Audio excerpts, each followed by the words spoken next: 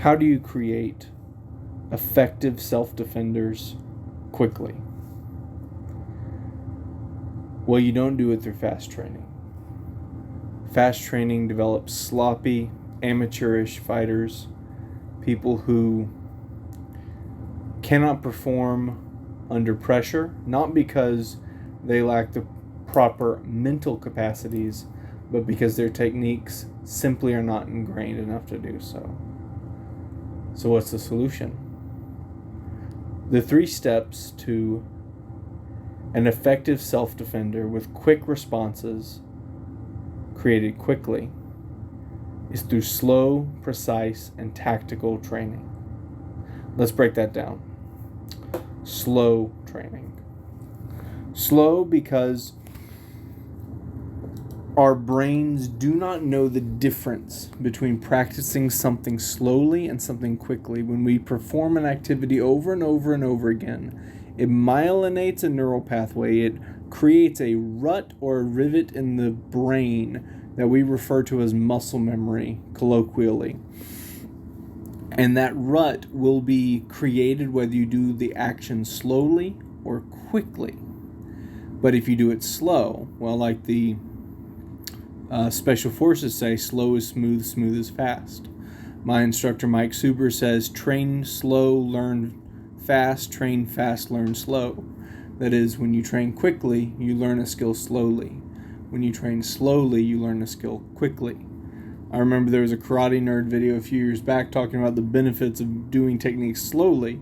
And if you can do them slowly, you can do them very well quickly. But if you do them quickly, it hides all of the errors in between that you don't realize you're making. So you can catch all of the errors when you train slowly. I remember when I was going up through the ranks, my instructor, Mike, he challenged me to do 100 katas in a week, but to practice them slowly, smoothly, with my eyes closed, and to focus on my breathing. Now, life got in the way. I only got to 55 in that week, but the effect on my martial arts was phenomenal. I grew as a martial artist simply by doing that. And I remember there was a brown belt who was about my size and only a few years younger than me in the class. And, he was 17, I was 20. And we would spar at the end of classes, and he would do very well, and we were neck and neck. I mean, it was on like Donkey Kong, and we were going hard. We weren't hurting each other, but we were definitely pushing each other. Well, I take that week to practice that kata, and it was just the basic kata. It was Pinan Shodan, for anyone familiar with that, or Heian Nidan if you're in Shotokan. And after a week of slow, precise kata training, man, it was like he was a blue belt. It was like he was a kid. I was just mopping the floor with him. And that was the difference of a week of setting aside time to do slow, precise kata training, slow, precise training. So you got to go slow. You catch all of the errors. You learn it quicker because you're not rushing through it, and you learn it better. Joe Rogan, on the Joe Rogan Experience podcast, he mentioned at one point there is Russian wrestlers. They don't practice hard. They practice at a medium to light intensity, 2 hours a day, 5 days a week. Whereas American wrestlers or Western wrestlers, they practice really hard, 2 hours a day, 3 days a week, and have recovery in between. Well, the Russian wrestlers are far better because the hard training it requires recovery time, but the softer training, slow, soft, those concepts are connected, right? The slow training does not require recovery, so you can get a lot more repetitions in, you can get a lot more mat time, a lot more training in, because you're not worried about going so hard, and you don't require the recovery time. So slow training, smooth training that lets you catch all of the details and get it done precisely, which leads me to precision. You go slow for the purpose of precision. if you could do fast and precise, you would do that, but you can't. It's not physiologically possible at an early stage of training, and it's not optimal even at advanced stages of training. You want to train slow so that you can train precise. You train precise so you can do the same thing over and over and over and over again. Tim Larkin, who does target focused training, he talks about this in his on his YouTube channel a lot, where he will have people train slowly, but not just train slowly. They're training to strike targets: the eyes, the throat, the solar plexus, the top of the foot, so on and so forth. These targets that produce an autonomic response, a response that your brain, that your conscious mind that is not in control of. You're just reacting to trauma, to pain. I don't mean like an emotional trauma. I mean like traumatic brain injury trauma. So you're reacting to the injury, you're reacting to the pain automatically. And they practice those targets slowly and precisely. It's back to the brain science, back to those neural pathways, to muscle memory. If you train precisely over and over again, it's like you're building this rut in your brain. If you don't train it precisely and you just do something different each time, you create 3 ruts and you don't know which rut your mental wheelbarrow is going to pop into when you try and do an activity. Whereas if you train precisely and you do the same thing over and over and over again every time you train, you know exactly what you're going to do when you set out to do that action, because it's the only thing you've ever done. It's the only thing you know how to do. You know, we have the concept in traditional styles of mushin, of no mind, where you don't think. That's only possible if you've myelinated a neural pathway enough, if you've developed enough muscle memory to shut off your brain and just do it. Just do the dang technique automatically, because you've done it so many times. And when your adrenaline hits, if there's a self-defense scenario or a fight, when your adrenaline hits, everything will get sloppier because your body is responding to that adrenaline hitting it. But in the context of everything getting sloppier, if you've trained it over and over again precisely, it will get less sloppy, far less sloppy than if you hadn't done exactly that. Instead of being all over the place, it's in the same place with an acceptable deviation due to circumstances, due to change in terrain. It's not a flat dojo floor. Due to change in other variables like your attacker, they're not the people that you train with. You adapt to those things and you get within the right range because you trained precisely. I remember training with a kung fu instructor, and I was not familiar with his context, with his style of training. He did like sticking hands a lot, and he was impressed by how well I was able to pick up his style of sticking hands, not because I was, a prodigy or anything like that, but the reason was because I trained slowly and precisely. I knew my body, and so I was able to adapt to somebody else's easier, and I was because I had trained slowly and precisely. And when we are aware of our bodies, we can become aware of other people's, because we're all shaped the same, right? We can make those kind of calculations on the fly to adjust a strike upper or lower based on fighting a smaller or bigger opponent. If we know how we move, if we have trained precisely, so we know where those targets exist. But we have to do that to ingrain that knowledge into our mind at such a deep level that it's no longer conscious thought. It is at our core of who we are. And finally, tactical. It has to be tactical training. That's not talking about firearms training, though. Firearms training benefits from this too, and firearms trainers and practitioners do employ these methods of slow training, of precise training, and tactical. The head of the organization I'm a part of, Marlon Laws, he says you play like you practice. It's a football or a sports analogy, right?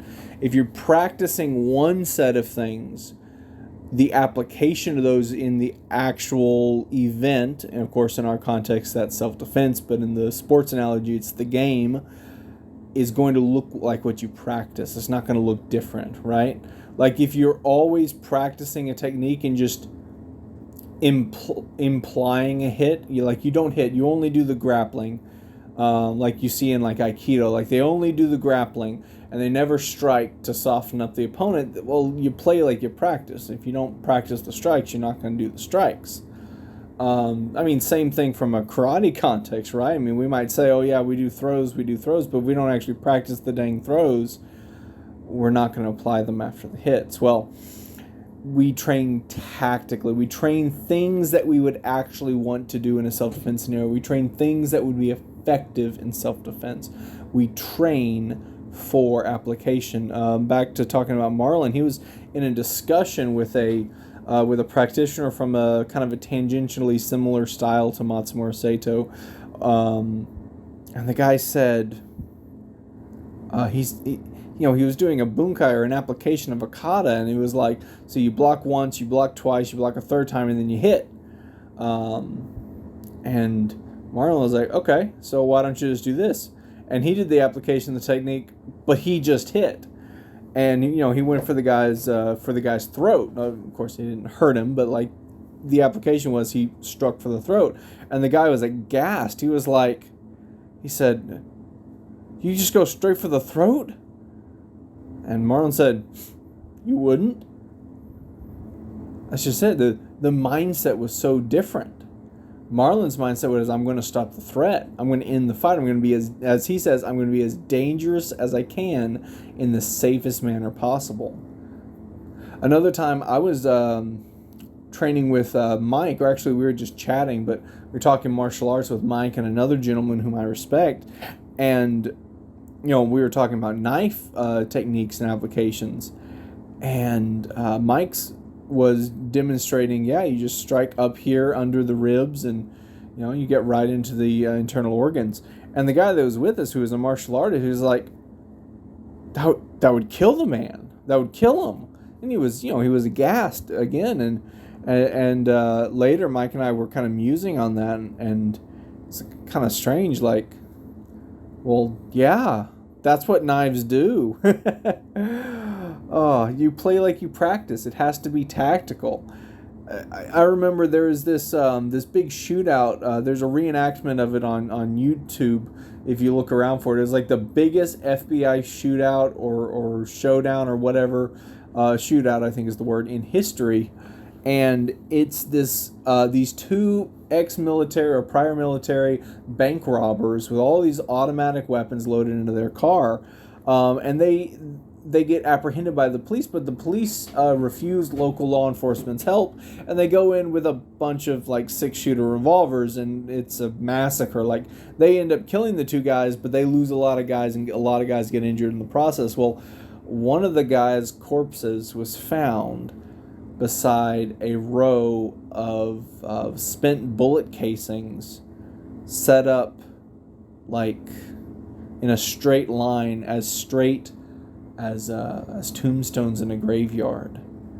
And the reason was most likely that he did that when he was on the range. He created what's called a training scar, where he would fire his 6 shots, he would clear his chamber, he would set up his spent shell casings, and then he would reload and keep shooting. He was doing that under pressure because it's what he had trained on the range. You play like you practice. If you don't practice tactically, if you don't practice what you want to do, going for the throat, not waiting for 3 blocks, if you don't practice doing the thing, doing the deal, doing the thing that's going to save your life and stop the threat, you will not do it when the time comes to do or die. And instead of doing, you will die. You have to play like you practice. You have to train tactically. And so those are the 3 ways to produce effective self-defenders: quickly. And they will have quick responses too, because when you myelinate a neural pathway, the more myelin that is coated around that neural pathway, the quicker the response will be. Another way to put it is, the more ingrained the muscle memory, the quicker the action will be. So it'll just be automatic. It'll be like lightning. It'll be preternaturally fast, almost, simply because you've done it so many times. And it's not about physicality. It's not about athleticism. You can get big people moving very quickly if their body moves on autopilot when it hits that neural pathway. I remember seeing Mike sparring that same brown belt I was talking about earlier. The brown belt said, Sensei, can we spar? Mike goes, oh, sure. And the kid goes for a punch to his stomach, which is like the only thing in range because Mike's so tall. I say kid, remember, he's 17 years old. And Mike blocks down, hits through that guy's hip, hits into that guy's hip. The guy doubles over, and Mike's arm is already up waiting for it to come down. And it was like a second, and that guy was on the floor. He was fine. He wasn't injured. But it was hip, head, done. Match was over. What happened was the student's attack, the brown belt's attack, had triggered a pre-programmed, trained response on Mike's side. And he just did the kata, because in P9 Nidan, I believe it is, you do a down block, middle block sequence, and that just hit. It just happened. He just fell into that neural pathway. He did the exact thing he had trained tirelessly time and time again, and it just happened like lightning. And he didn't intend to do that. It wasn't an intentional thing. It was a pre-programmed response. You will have effective self-defenders with quick responses, trained quickly, if you practice slow, precise, tactical training. Thank you.